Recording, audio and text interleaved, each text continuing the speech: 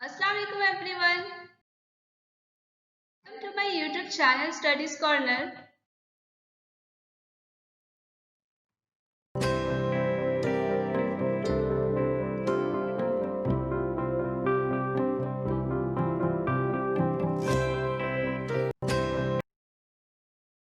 तो lymphoid organ क्या है इसके बारे में हम बात करते हैं.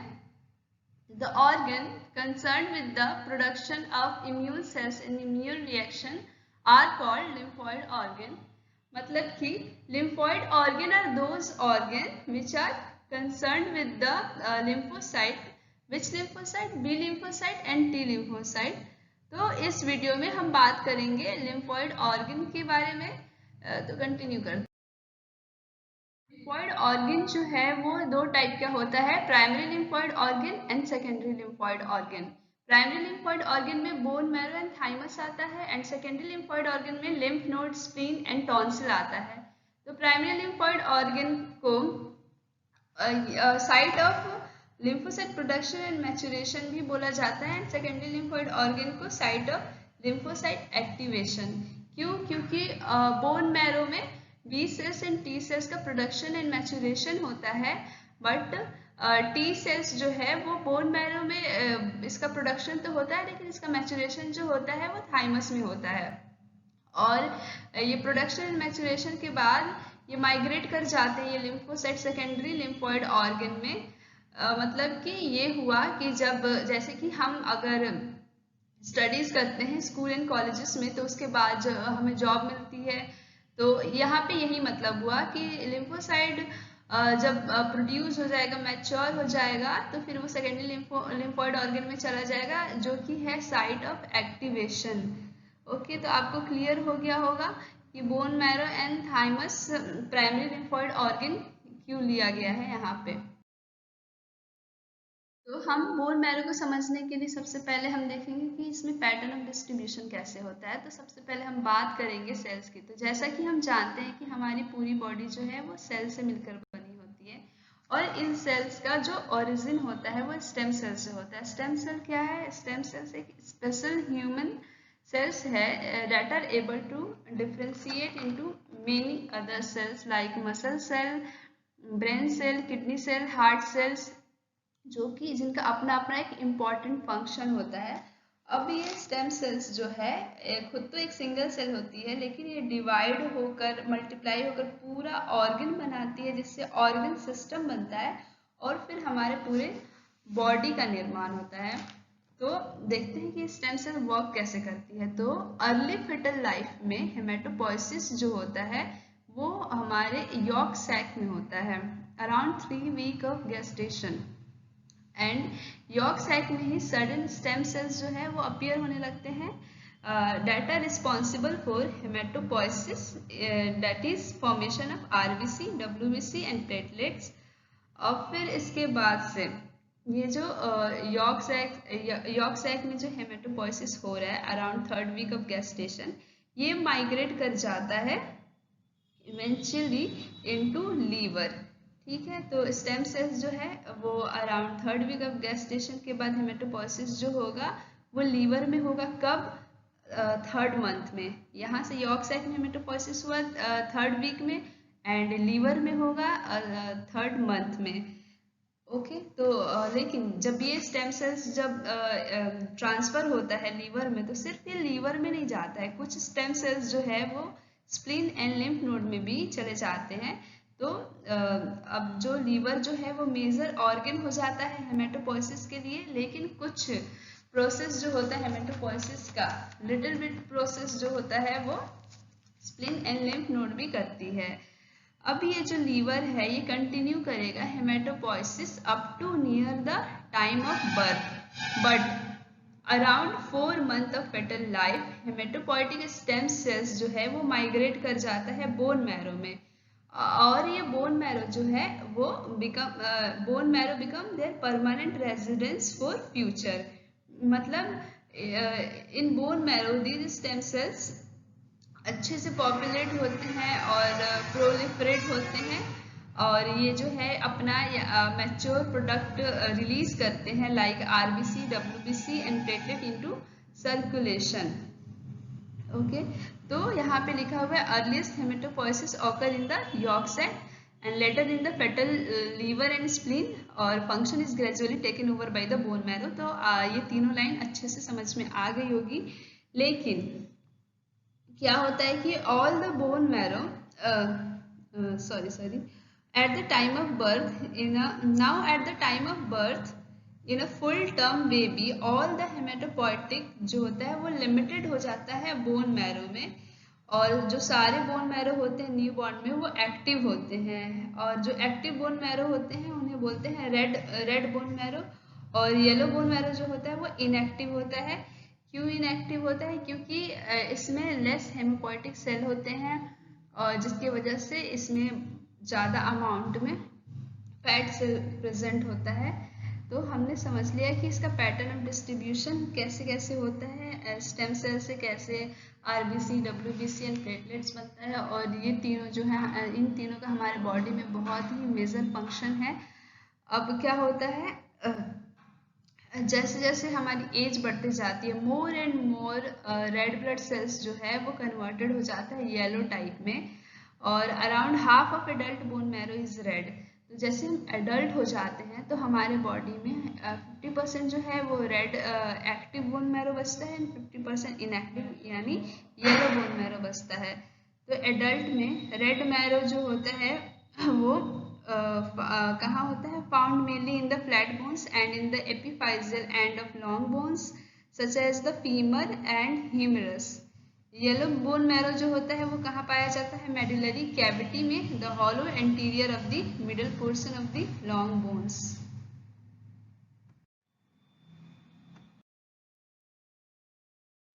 अब हम बात करेंगे कि बोन मैरो क्या होता है, कितने तरह का होता है और हमें इसकी क्यों ज़रूरत होती है, और ये जो बोन मैरो है ये कहाँ लोकेट होता है, कितने अमाउंट में होता है, इससे रिलेटेड डिजीज़ क्या क्या है, और बोन मैरो ट्रांसप्लांटेशन की हमें क्यों ज़रूरत होती है। तो स्टार्ट करते हैं कि बोन मैरो होता क्या है। Bone marrow is the tissue comprising the center of large bones or it is the place where new blood cells are produced। Bone marrow में दो तरह के स्टेम सेल्स होते हैं, haemopoietic which can produce blood cells and stromal which can produce fat, cartilage and bone। और दो तरह के बोन मैरो होते हैं, red marrow also known as myeloid tissue and yellow marrow। red blood cells, platelets and most white blood cells जो होते हैं वो red marrow से अराइज होते हैं, लेकिन कुछ white blood cells जो होते हैं वो yellow marrow में डेवलप होते हैं। और येलो मैरो का कलर येलो क्यों है ये हमने अभी थोड़ी देर पहले डिस्कस किया है, क्योंकि ये इनएक्टिव होता है जिसकी वजह से इसमें फैट सेल्स ज़्यादा होते हैं और हेमोपोइटिक सेल्स कम होते हैं। तो बोन मैरो जो है वो एक सॉफ्ट स्पॉन्जी टिश्यू है जो कि फिल्स होता है लार्जर बोन्स के कोर में, और ये हमारे बॉडी में एक एक्टिव फंक्शन सर्व करता है by producing all three types of blood cells RBC, WBC and platelets as well as lymphocyte which support the immune system। bone marrow contain करता है immature cells जिसे हम stem cells बोलते हैं। stem cells क्या होता है ये हमने बात कर ही ली है। Each type of blood cells made by the bone marrow has an important function। तो bone marrow से तीन blood cells निकला है, red blood cells, white blood cells and platelets। तीनों का अपना अलग अलग फंक्शन है। रेड ब्लड सेल्स क्या करता है? ये कैरी करता है oxygen and nutrients throughout the body.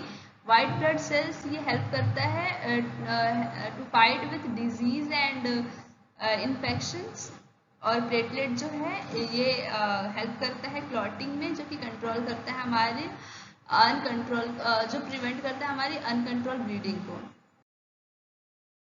Bone marrow दो तरह का होता है।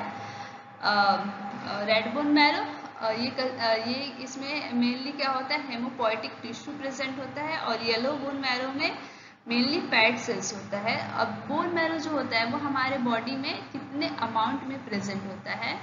तो on an average bone marrow जो होता है हमारे टोटल बॉडी मास के 4% होता है। मतलब अगर कोई पर्सन 65 kg का है तो उसके अंदर 2.6 kg बोन मैरो प्रेजेंट होगा, और जो दोनों तरह का जो बोन मैरो हो वो इनरिच्ड होते हैं ब्लड वेसल्स इन कैपिलरीज से। ब्लड वेसल्स क्यों होते हैं इसमें? क्योंकि ब्लड वेसल जो है वो एक्ट करता है as a barrier to prevent immature blood cells from leaving the bone marrow. अब ये जो बोन मैरो है वो हमारे बॉडी में every day 200 billion new red blood sales बनाती है along with white blood sales and platelets, जिनके अपने अपने अलग अलग फंक्शन हैं जिससे कि हम हेल्दी रह पाते हैं। तो bone marrow is very important for our healthy life.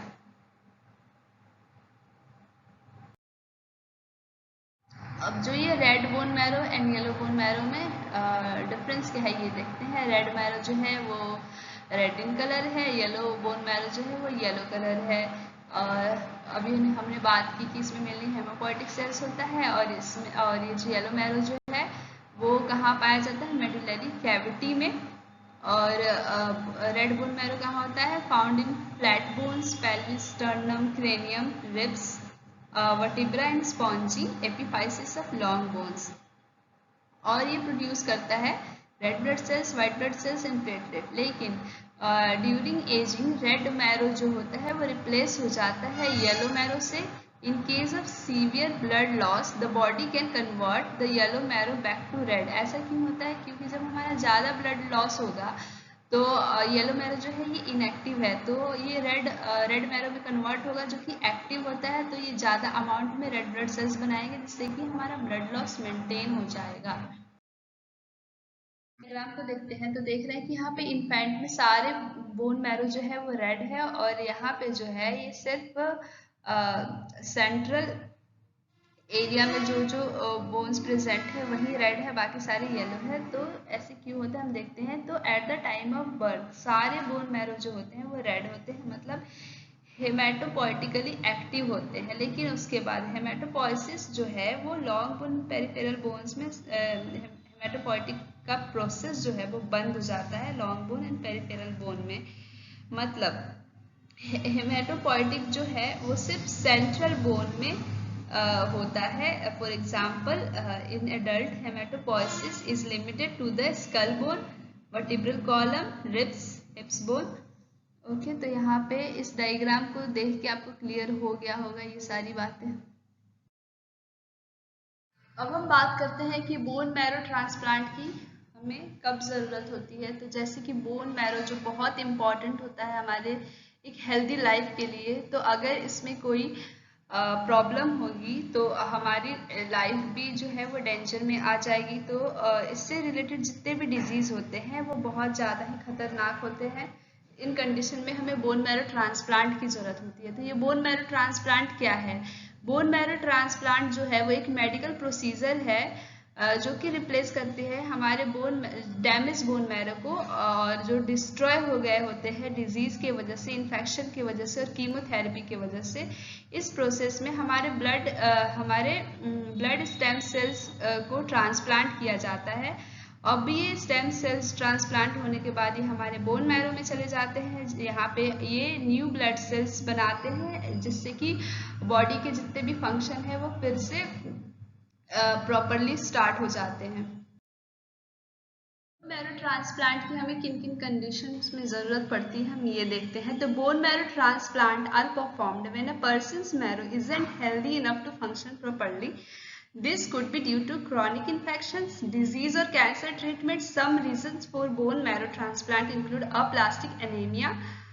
तो ये एक ऐसा डिसऑर्डर है जिसमें हमारी जो मैरो है जो ये न्यू ब्लड सेल्स बनाना ही बंद कर देती है। तो जब हमारे बॉडी में ब्लड सेल्स ही नहीं बनेंगे तो हम सर्वाइव कैसे करेंगे। दूसरा कंडीशन है cancer that affect the marrow such as leukaemia, lymphoma and multiple myeloma.